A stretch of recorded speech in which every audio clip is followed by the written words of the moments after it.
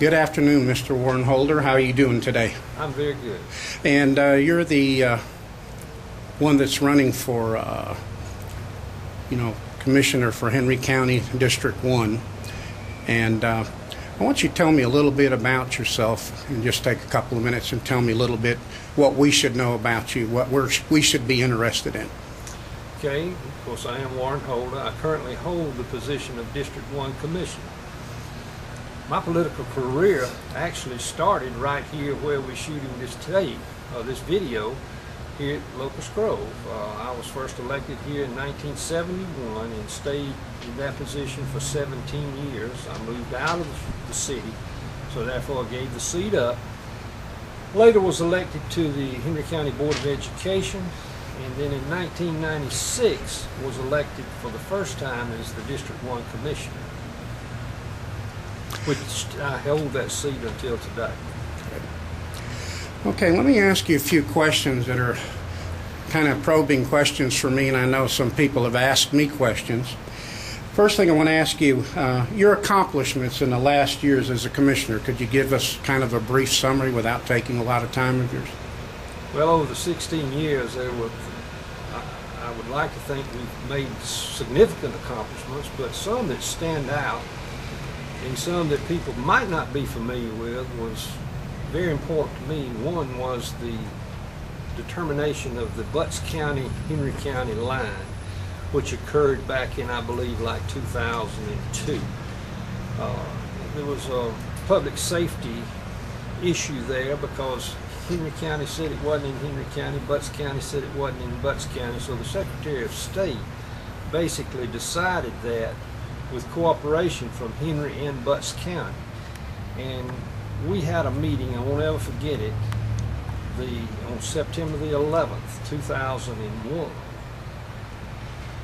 at the Butts County Courthouse. Of course, we all know what the significance of 9/11 was, and it was that day, and I won't ever forget it. But that issue was solved, and I think it's really helped Henry County and Butts. Another thing that's been very important to me are some of the major projects that have been completed in District 1, and you will see on the website a list of those projects, from capital projects to road projects to signalization, and these are the major projects, and it'll also show the funding source for those projects so that you'll know whether it came from SPLOST, impact fees, general funds, or just where those projects were funded. But it's a significant list that I'm proud to say that I have been a part of, and those projects add up to $60+ million. Okay. I'd like to ask you another question that's kind of bearing on my mind today. We've heard of your accomplishments. We heard of your record and history. I'd like to know a little bit about right now as you're running for re-election here. In your mind, what are some of the accomplishments that, well, let's reword it and say the things that you see in the future for Henry County? What is it that you would like to see happen? What are your goals so we can know what we're looking forward to in the future as we stand behind you? Well, obviously, people are concerned today about property values. I, along with everyone else that pays taxes in this county, we need economic balance. When I'm saying economic balance, we need commercial revenues, commercial taxation, industrial taxation, along with residential. We, to this point, have done a good job, in my opinion, in attracting commercial and industrial industries into Henry County. We do need to continue that effort and seek out different types of businesses.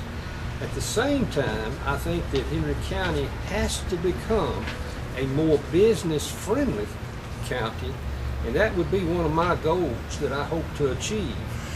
It's a work in progress. We've been working on this for many years to make it easier for our business to locate and to conduct business in Henry County. I think anyone that watches this will know that has tried to do business with us, in many cases, we're not as business friendly as we really need to be.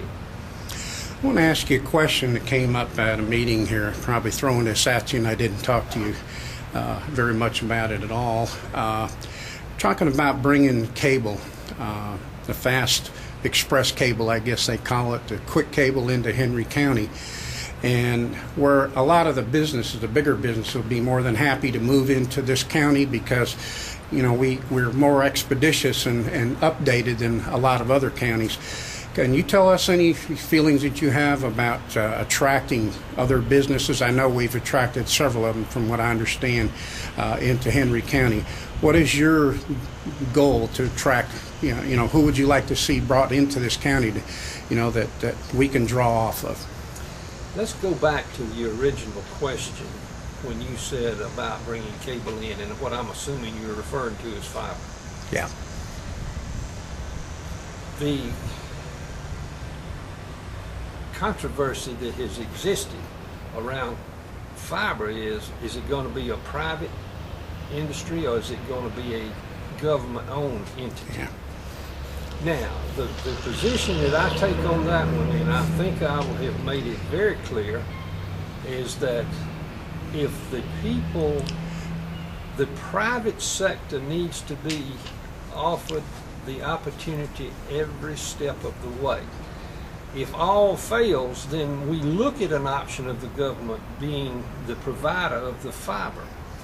And this is just my opinion, and my opinion only, but I think in the very, very near future that you will see that it will be a private entity that will fund the entire fiber network.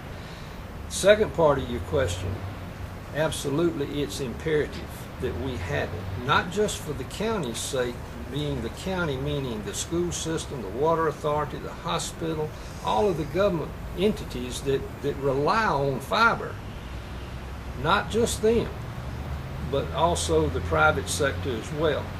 And I think that you will see a provider, a private provider, appear on the horizon very soon. That's just a prediction. Thank you very much, Warren.